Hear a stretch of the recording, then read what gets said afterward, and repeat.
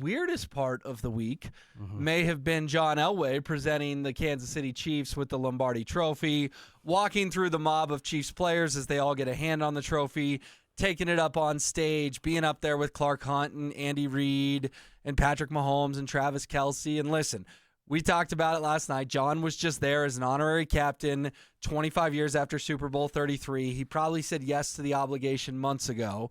So I want your thoughts on that, but also this new wrinkle today, John telling Adam Schefter that he would have rather handed the trophy to the 49ers because he's good friends with Kyle Shanahan and not John Lynch. He called him Johnny Lynch. Yeah, well, he can call him Johnny Lynch because that's sort of his younger contemporary who literally in John Lynch's first preseason game in 93, was doing some smack talk from the other side of the line of scrimmage at John Elway because it was Denver at Tampa Bay. Little bit of back and forth between the two Stanford guys, right? Yes. So look, it doesn't surprise me that he would say that. There was a great deal of Bronco pride in what the 49ers accomplished this season, and certainly a great deal of wistfulness and thinking like, oh, what might have been. And it's interesting he said Kyle Shanahan was a friend, right? Well, here's the quote that he said to Schefter today. I'll just give it to you.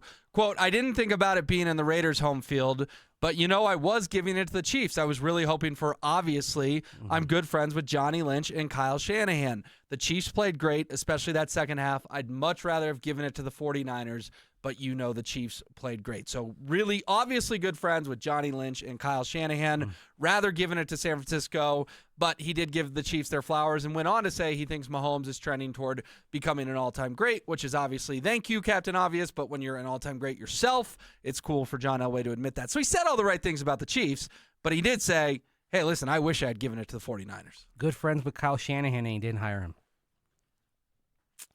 Pick Vance Joseph over Kyle Shanahan back in 2017. Yeah. That was a thought that went through my mind. That's why I was asking you for the quote, because I'm like, okay. Well, I mean, it makes sense. He's good friends with Kyle Shanahan. Kyle grew up around the Broncos, was in Cherry Creek High School when John was winning those Super Bowls for his father, Mike. Yep. But you're right, 20 years later, with the opportunity to say, hey, you can be our head coach, John Elway passed, went in a different direction, a little-known defensive coordinator from Miami.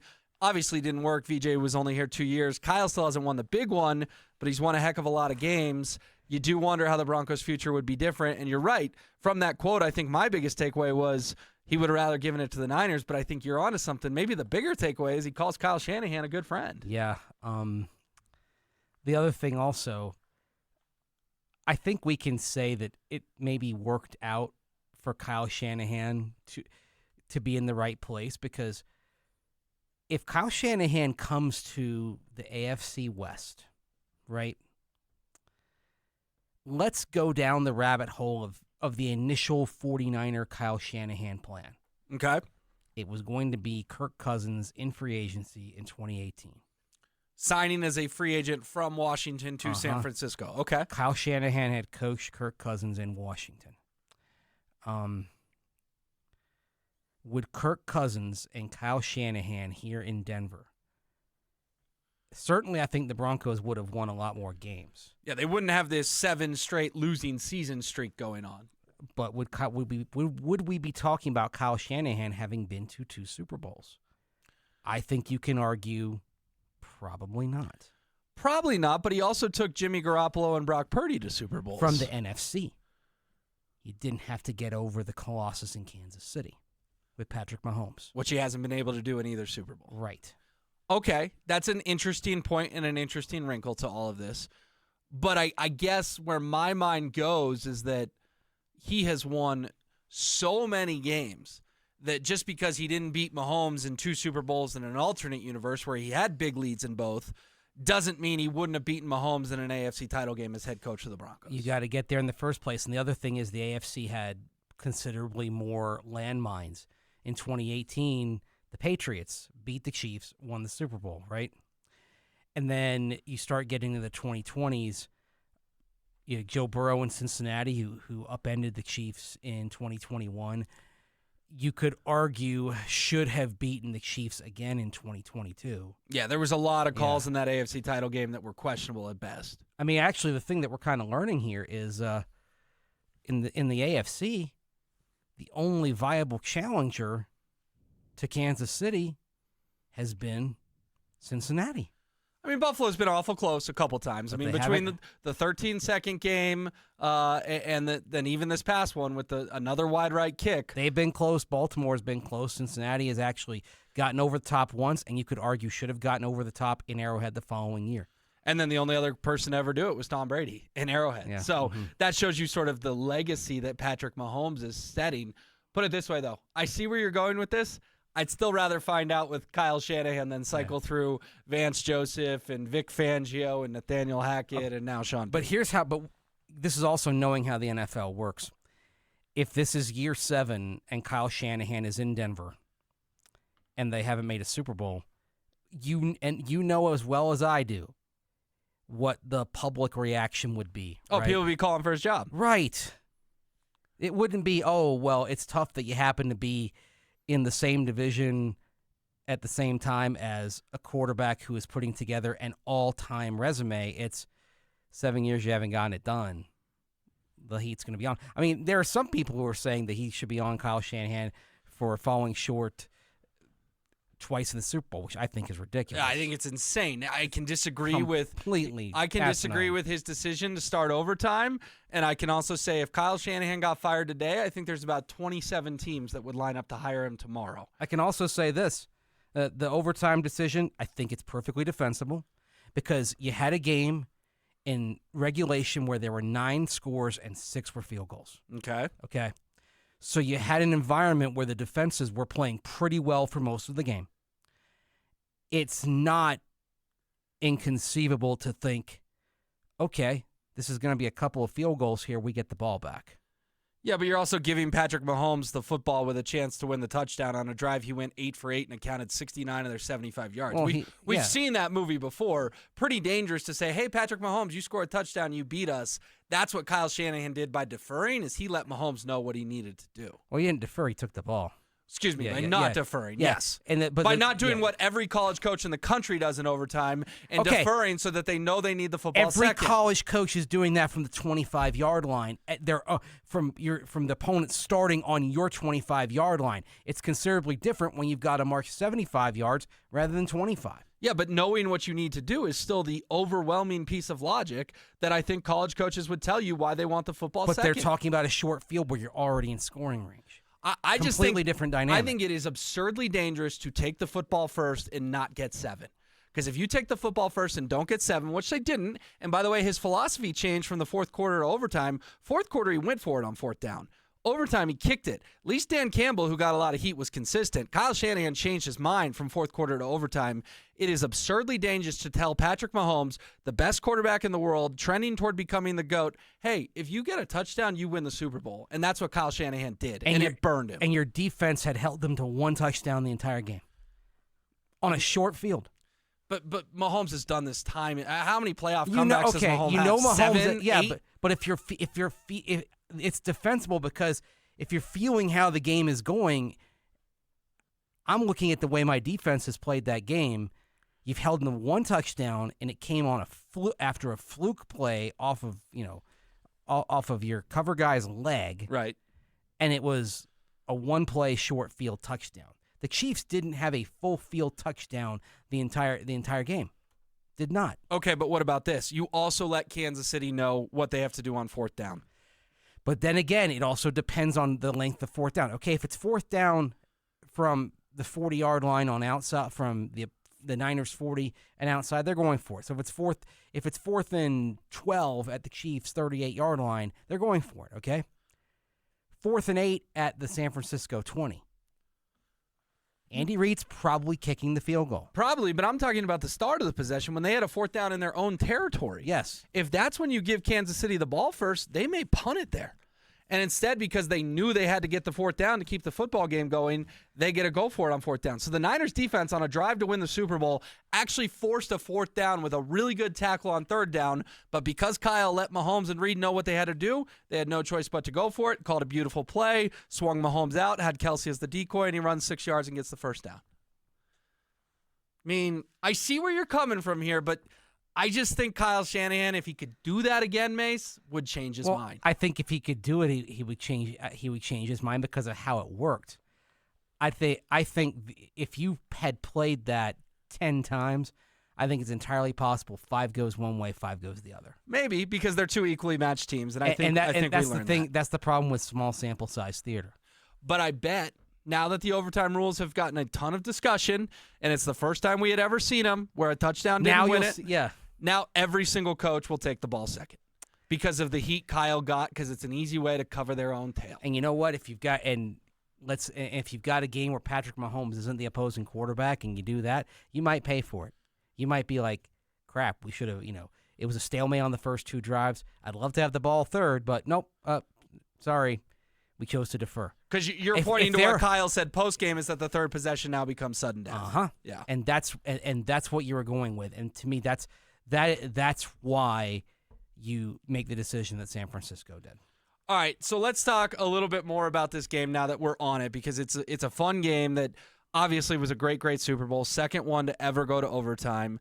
But what is your take on the D word, the dynasty? Is Kansas City, the Broncos' main rival, now officially a dynasty? Yes. Yeah, I think so too. 3 times in 5 years, another year that you made the Super Bowl and lost. You've been to the conference championship game 6 consecutive years.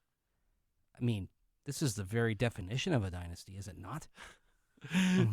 I'm not going to give you any pushback. Yeah, but I think it's as clear as, it couldn't be more clear what they've done. I think the next logical question, though, is how in the world do the Broncos go at even starting to chip away at this dynasty? Because that's the question here in Denver is fans say, okay, it's a dynasty, I can admit it. I still hate the Chiefs, but I can admit it's a dynasty.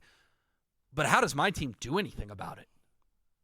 And the other thing you've got is, even though the Chargers were a last-place team, you put Jim Harbaugh with Justin Herbert, and the thing with Jim Harbaugh is he's never failed as a head coach. No, he wins everywhere he goes. Every place he's gone, he's turned it around, college and pro. I think you have to say right now the Broncos are the third best team in the AFC West at best. And the Raiders have beaten them 8 times in a row. Right. So this is where if you're the Broncos, and you probably have to start thinking about a long game here, even though I know people don't want to hear that. I don't even think Sean Payton wants to hear about it, although Payton does kind of allude to such things when he says something like, oh, we just started pouring the foundation this past year. We haven't even gotten the pilings in. That tells you there's a long game thought. A long game may require taking a step back to take a big leap forward in a year or two. Right, and at some point, I asked you the question, well, how do you chip away at the Chiefs dynasty? You sort of throw your hands up and say, we can't. At least not for a year. At least not for 2 years. We're not going to stop these guys. They may get a 4th Lombardi. They may get a 5th Lombardi, and then we'll be ready. Because they're keeping the band together. I mean, that's the thing. Travis Kelce is coming back. Andy Reid is coming back. It's hard to... even though as important as Kelce is, I think they can figure things out. What they need to do, obviously, is and this is one area where they've been surprisingly weak. They've got to draft better pass catching targets. Yeah, but their wide receivers did step up. They had 4 of them with 3 catches, and Travis had 9. Yeah, it was Justin Watson, Valdez-Scantling, Hardman, and Rashee Rice all had at least 3 catches. It's still Kelce as the alpha and the omega, though. Of course.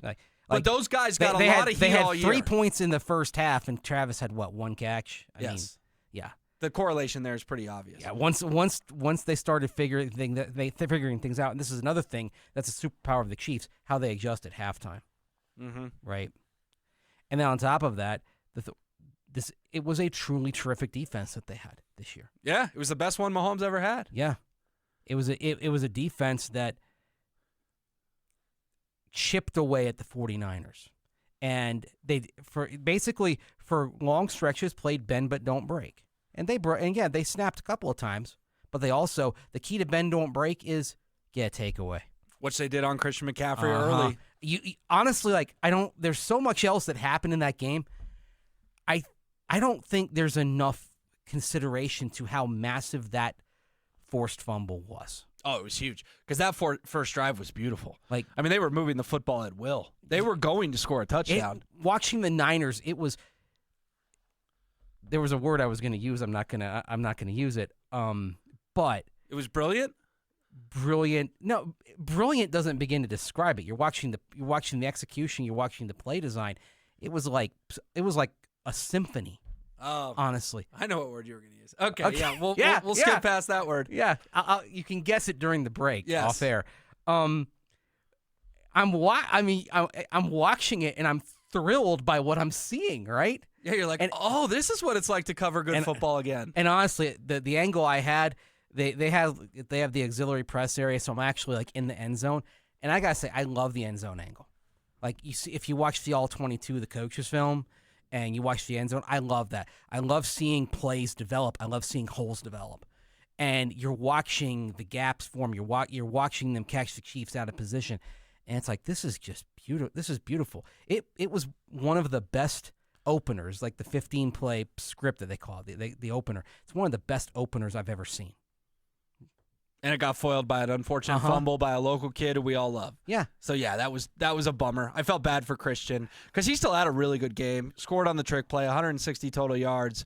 But it is a big what if. What if the Niners get 7 on that drive? It's a butterfly effect thing. I think the Niners take control of that game and they win handily. Okay, but I want to pin you down on something that you said that I should have at the time. You said maybe the Broncos have to play the long game, and fans don't want to hear that. Sean doesn't want to hear that. Does that mean that now that the Chiefs are a dynasty, that the long game means you can afford to take some lumps with a rookie quarterback and know it's not going to be C.J. Stroud where you make the playoffs next year? Hopefully it's not as bad as Bryce Young, but Broncos fans, maybe they could get their guy, yet he could still go 4-13 next year. You can take some lumps, or if it's a quarterback who requires a longer runway to develop. I'm speaking of J.J. McCarthy if you go round 1. I'm speaking of Michael Pratt if you go day 2. Then you can give them that. Now, the key is you have to have a Briggs who can basically play credible football. Because here's another thing. I don't think this Bronco team is ever going 3-14, 4-13 with Sean Payton as the head coach. One thing we saw last year in the work that was done on the offensive line and the work that was done on special teams, this Broncos team is going to find ways to win at the margins, right? They're going to do the little things. They pulled out a lot of really tight games last year, especially during the win streak. And the one that ended the win streak, they had 3 shots from the 8-yard line down in Houston. To their credit, this became a team that was in the clutch very poised for the most part. Yeah. Did a lot more right than wrong in clutch situations. That is a credit to the situational work Sean Payton put them through. And it's why I look at this team and think they're going to find ways to steal games that you don't expect. And oh, by the way, on top of that, even though you play the AFC North this year, which is tough top to bottom, best division in football top to bottom, you also play the NFC South, which is the worst division in football top to bottom. Yeah, if you can find a way to go 4-4 in those 8 games, I think Sean would probably take that. Yes. And I think that's quite possible. I mean, that would be probably 3-1 against the South. Yeah. I'll maybe say a loss in Tampa, assuming they bring back Baker Mayfield and Mike Evans, and 1-3 against the AFC North. I'll call it and say Pittsburgh win over Pittsburgh at home. How about that? All right, we'll have to see if Justin Fields is under center for the Steelers at that point. By the way, if Justin Fields is a Steeler, what does that mean for Russell Wilson? That closes the door on one of the places you thought might have made sense for him. It's almost like you've done this radio thing before.